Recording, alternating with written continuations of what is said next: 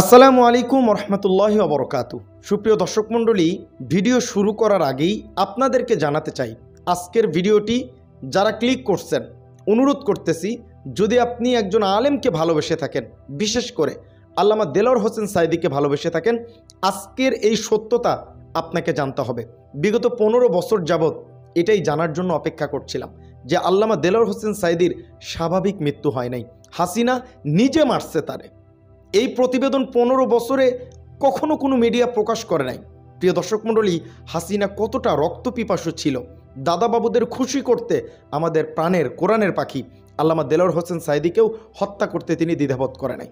প্রিয় দর্শক মণ্ডলী, অনুরোধ করতেছি, যারা হুজুরকে ভালোবাসেন এবং সত্যতা জানতে চান, এই হাসিনাকে যারা বাংলাদেশে প্রতিষ্ঠা করার চেষ্টা করতেছেন, তাদের উদ্দেশ্যে বলতেছি, দেখেন দেলোয়ার হোসেন সাঈদীর সাথে হাসিনা কি করছে।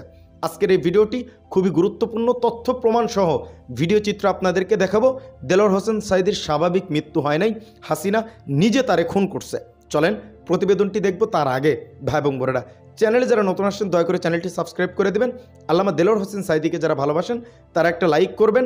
অনুরোধ এতটুকুই, 3-4 মিনিটের প্রতিবেদন, পরিপূর্ণ প্রতিবেদনটি মনোযোগ সহকারে শুনবেন, তাহলে এই সত্যতা জানতে পারবেন ইনশাল্লাহ। চলেন প্রতিবেদনটি না টেনে দেখতে থাকি। ভারতের নির্দেশে দেলোয়ার হোসেন সাঈদীকে পরিকল্পিতভাবে হত্যা করা হয়েছে, আর সেই নির্দেশ দিয়েছিলেন তৎকালীন প্রধানমন্ত্রী শেখ হাসিনা। মোদিকে খুশি করতেই তিনি তাকে পরিকল্পিতভাবে দুনিয়া থেকে সরিয়ে দিয়েছেন। আল্লামা দেলোয়ার হোসেন সাঈদী বিশ্বখ্যাত ইসলামিক আলোচক, স্কলার ও রাজনীতিবিদ। তিনি অন্যায়ের বিরুদ্ধে ছিলেন আপোষহীন। জালেমদের শত অত্যাচারে তিনি ছিলেন অবিচল। জীবনের শেষ 13টি বছর বহু কষ্টে কারাগারে কাটিয়েছেন। তবুও স্বৈরাচার জালিমদের কোনো ফাঁদে পা দেননি, জালিমদের বশ্যতা স্বীকার করেননি। 2023 সালের 14 আগস্ট রাত 8:40 হৃদরোগে আক্রান্ত হয়ে মারা যান তিনি। তবে তার এই মৃত্যুকে স্বাভাবিকভাবে দেখছে না তারপর। ভারতের বিরুদ্ধে বিরোচিত ভূমিকা রাখার কারণে আল্লামা দেলোয়ার হোসেন সাঈদীকে ভারতের নির্দেশেই পরিকল্পিতভাবে হত্যা করা হয়েছে বলে দাবি করেছেন তার ছেলে মাসুদ সাঈদী। 14 ডিসেম্বর জাতীয় প্রেস ক্লাবের আব্দুস সালাম হলে আমার দেখা আল্লামা সাঈদী বইয়ের প্রকাশনা উৎসব ও আলোচনা সভায় তিনি এ দাবি করেন। অনুষ্ঠানে মাসুদ সাঈদী বলেন, 2010 সালের 29 জুন আল্লামা সাঈদীকে গ্রেফতার করা হয়। ওই সময় আল্লামা সাঈদী সহ জামাতের নিরীহ নেতাদের তথাকথিত যুদ্ধাপরাধের মামলায় গ্রেপ্তার করে কাউকে 10 বছর, কাউকে 12 বছর, কাউকে আবার 13 বছর কারাগারে আটকে রেখে তাদের পরিকল্পিতভাবে হত্যা করা হয়েছে। সে সময় গোটা বিচারটাই ছিল প্রহসন। তাদের বিরুদ্ধে যুদ্ধাপরাধের অভিযোগ ছিল নাটক। মূলত ভারতের আগ্রাসনের বিরুদ্ধে বিরোচিত ভূমিকা রাখার জন্য তাদেরকে পরিকল্পিতভাবে হত্যা করা হয়েছে। সাঈদী পুত্র আল্লামা সাঈদী বলেন, কেন তারা আল্লামা সাঈদীর কণ্ঠ স্তব্ধ করতে চেয়েছে? এর কারণ ভারতীয় রাজনীতি ও অর্থনৈতিক আগ্রাসন যখন বাংলাদেশের ওপর চেপে বসত, তখন সবার আগে বাঘের মতো গর্জে উঠত আল্লামা সাঈদীর কণ্ঠ। আমি তার সন্তান হিসেবে বলছি না, ওই যে শুরুতে বলেছি। এ সময় জুলাই বিপ্লবে নিহত শহীদদের রক্তের ঋণ শোধ করতে সবাইকে ঐক্যবদ্ধ থাকার আহ্বান জানিয়ে মাসুদ সাঈদী বলেন, শেখ হাসিনা দেশের প্রতিটি সেক্টরে দুর্নীতি, লুটপাট এবং হাজারো অনিয়মে ধ্বংস করে দিয়েছে। জুলাই অভ্যুত্থানের বীর যোদ্ধাদের ওপর নির্বিচারে গুলি চালিয়েছে। এদেশে আর কোনো স্বৈরাচারের ঠাঁই হবে না। জালিমের প্রতি দয়া দেখানো, মুসলিমের রক্তের সাথে বেঈমানি করা। সুতরাং আওয়ামী লীগের প্রতি কেউ মায়া দেখাতে আসবেন না। অনুষ্ঠানে মাসুদ সাঈদী বলেন, দেশের প্রশ্নে, স্বাধীনতার প্রশ্নে কারো মধ্যে কোনো বিভেদ নেই। যে বা যারা বিভেদ সৃষ্টির চেষ্টা করবে তাদের দেশের জনগণ ঘৃণা ভরে ইতিহাসের আস্থা করে নিক্ষেপ করবে। আওয়ামী লীগের ওই নতজানু পররাষ্ট্রনীতি এই সরকারের আমলে আর এই ছাত্র জনতার গণঅভ্যুত্থানের বাংলাদেশে আর হবে না। প্রিয় দর্শক মণ্ডলী, ভিডিও চিত্রটি দেখলেন। আরও একটি অন্য টপিকে গুরুত্বপূর্ণ প্রতিবেদন আছে, চলেন সেটাও একটু দেখে আসা যাক। আপনারা জানেন যে আজকে দুটো মামলার নির্ধারিত তারিখ ছিল।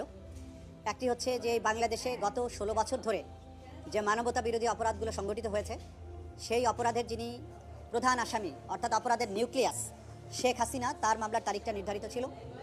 এবং দ্বিতীয় মামলাটিতে বাংলাদেশের মন্ত্রিপরিষদের যে সমস্ত সিনিয়র সদস্য, আওয়ামী লীগের সাধারণ সম্পাদক ওবায়দুল কাদের সহ, সাবেক স্বরাষ্ট্রমন্ত্রী সহ ক্যাবিনেটের উল্লেখযোগ্য সদস্যবৃন্দ, সাবেক প্রধানমন্ত্রীর যে সমস্ত উপদেষ্টা, যারা তাকে এই ধরনের জঘন্য মানবতা বিরোধী অপরাধ সংগঠনের পরিকল্পনা প্রণয়ন, পরিকল্পনা বাস্তবায়ন, এটাকে উস্কানি দেয়া, নানানভাবে এই অপরাধ সংগঠনের ব্যাপারে সাহায্য করেছেন, নিজেরা ভূমিকা পালন করেছেন, ডিসিশন মেকিংয়ে ভূমিকা পালন করেছেন, তাদের মামলার আজকে তারিখ নির্ধারিত ছিল।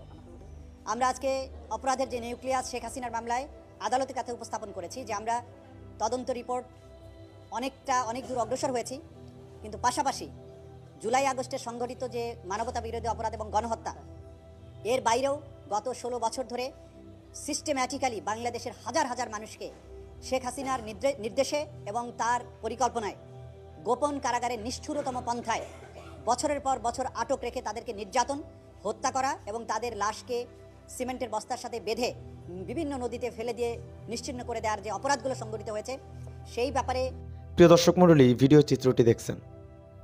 আল্লামা দেলোয়ার হোসেন সাঈদীর মৃত্যুটা এত স্বাভাবিক হয়নি। ভারতকে খুশি করতে হাসিনা কি কি কর্মকাণ্ড করছে, মানে তুলনার বাইরে। এগুলো কথা বলতে গেলে গা শিহরে ওঠে। আমার একটা আক্ষেপ, আমি কখনো আল্লামা দেলোয়ার হোসেন সাঈদীর বয়ান সরাসরি শুনতে পারিনি, তারে চোখের দেখা দেখতে পারিনি। এই আক্ষেপটা আমার সারা জীবন থাকবে, শুধুমাত্র এই হাসিনার জন্য। তাদেরকে প্রতিষ্ঠা করার চেষ্টা চলতেছে এখন, তাদের নেতাদেরকে বের করে দেওয়ার জন্য চেষ্টা করা হচ্ছে, জামিন দেওয়ার জন্য কোটি কোটি টাকা নেওয়া হচ্ছে, তাদেরকে ব্যাডমিন্টন খেলার ব্যবস্থা করা হচ্ছে জেলখানার ভিতরে। তারা হাসি খুশিভাবে আদালতে আসতেছে কেমনে? অন্তর্বর্তীকালীন সরকার আসছে দেশের মানুষের জন্য শান্তি আনার জন্য, বিচার করার জন্য, তারা সেটা করতে পারতেছে না কেন? এই দুঃখের কথা কারে কব? এই দুঃখের কথা কারে বলবো? আমরা বলেন। দেলোয়ার হোসেন সাঈদীর মতো একজন মানুষ 13টি বছর যাবৎ কারা বরণ করছেন তিনি। তার কি অপরাধ ছিল? শুধুমাত্র দাদা বাবুদের খুশি করার জন্য?